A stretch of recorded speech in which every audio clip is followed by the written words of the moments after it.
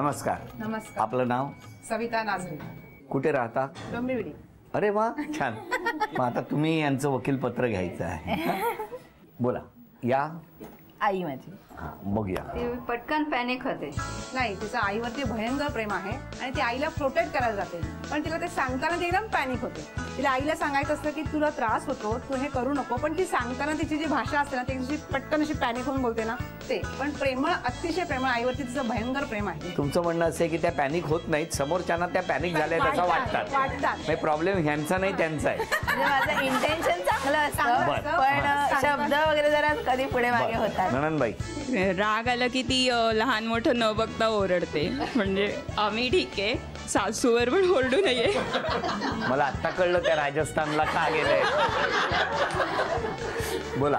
या बाबतीमध्ये मी असं म्हणू शकेन की सासूला ती आई समजते, त्यामुळे तिला असं वाटतं की ते आपलं नातं खूप जवळचं होतं. आईवर पण ओरडू नये. नाही, ओरडू नये, पण आईवरती आपण हक्क दाखवू शकतो ना, तसं ते हक्क दाखवतो. कळलं?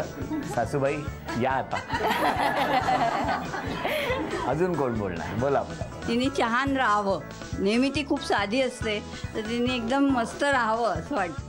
म्हणजे काय आता? असं यंग मुलींसारखं असं एकदम व्यवस्थित हो राहावं. ना, ती साधी असते ती. तिची साधी राहणी आणि उच्च विचारसरणी असा आहे. आपले पाय जरा देता का? त्यामुळे ती स्वतःला असं स्वतः साधेपणात ती आपलं सौंदर्य खुलवून दाखवते. क्या बात आहे. वा वा. आणि असं डिमांड करू नका. इकडे घाम फुटायला लागलाय. बरं, मिस्टरांची तक्रार राहिलीच.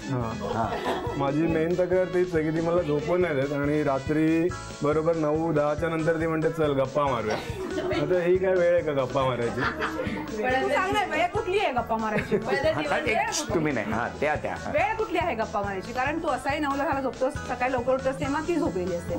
ती वेळ मिळत नाही ना. मग तिला असं वाटतं की तू ऑफिसमध्ये जाणार की दिवसभराचं आपला काय आहे ते आपण एकमेकांशी बोलावं, म्हणून तिला असं वाटतं की तू जरा थोडं जा. अगदी खूप जागा राहा असं म्हणत नाही, पण 9ला झोपायला पाहिजे असं नको म्हणून. का ह्या बोलतील म्हणून झोपता तुम्ही? ऍक्च्युली ती बोलता बोलता मला झोप येते.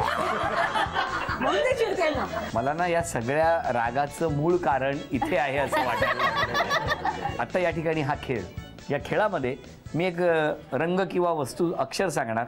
त्या अक्षराच्या वस्तू घेऊन यायच्या. 5 वस्तू आणल्या तर चिंच पेटी तुम्ही आज मैत्रिणीला देणार, पण त्यापेक्षा जास्त वस्तू आणल्या तर प्रत्येक वस्तूला 200 रुपयाचं बक्षीस तुम्हाला मिळणार. तयार आहात? नक्की. अक्षर आहे म. वेळ सुरू झाली. म.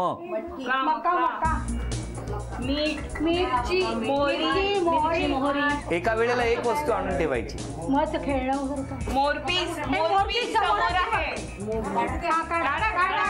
नाही असू दे, सांगा सांगा. मोरपीस नाहीये. पीस कुठे आहे?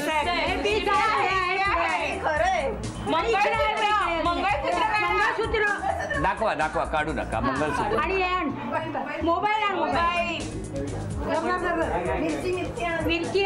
दिलेली वस्तू बाद. 50 सेकंद झाली. 1 मिनिट 10 सेकंद राहिलेली आहेत फक्त. लवकर या. मोबाईल इकडे आहे. इकडे 1 मिनिट पूर्ण. कपाटावर आहे. 1 मिनिट पूर्ण झालं. हे मोरपीस इकडे. 20 सेकंद राहिली. 10,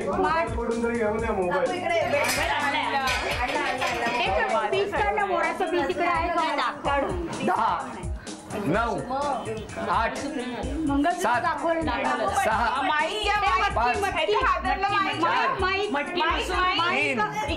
5, 2, 1. संपली. चला, मंगळसूत्र. हा, जे मी विनंती करतो की कोणी काढून बिडून ठेवू नका. असू दे गळ्यात, छान दिसतं ते.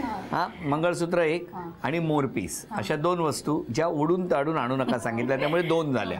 आता पुढची एक एक वस्तू इथे ठेवा बघू. हां, हे काय आहे? थांबा, उभ्या राहा. 3, 4, 5. थांबा. आधी ही भेटवस्तू त्यांना देऊया. अभिनंदन. आता पुढे मोबाईल 1 आणि मिरची 2, स्मार्ट 3. 600 रुपयाचं हे बक्षीस तुम्हाला मिळालं.